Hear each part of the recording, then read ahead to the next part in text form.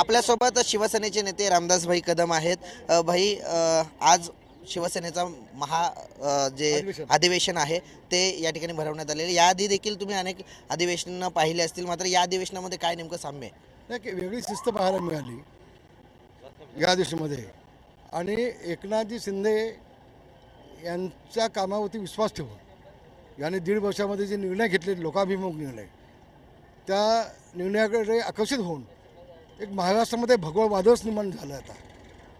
आणि म्हणून आगामी येणाऱ्या लोकसभेच्या निवडणुका त्या कुठल्याही परिस्थितीमध्ये 48च्या 48 जागा निवडून आणणं हे ध्येय समोर ठेवूनच आजचं अधिवेशन आमचं आम्ही ठेवलं होतं. भाई, तुम्ही वारंवार म्हणताय की मातोश्रीला आम्ही मिठाईचे खोके दिले. ते मिठाईचे खोके कमी पडले का? जास्त दिले असते तर मंत्रिपद आपल्याला मिळालं असतं.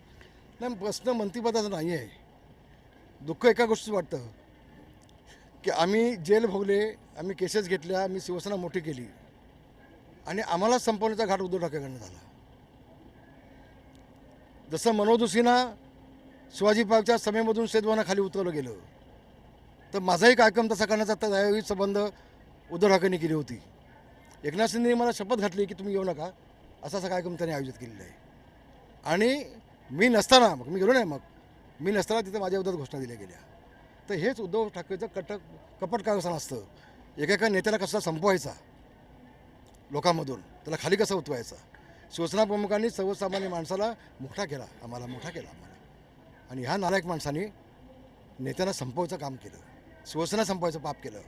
त्याचं दुःख होतं आहे. व्हिडिओ जर्नलिस्ट नित्यानंद नाईकसह कुणाल बोईटे, जय महाराष्ट्र न्यूज, कोल्हापूर.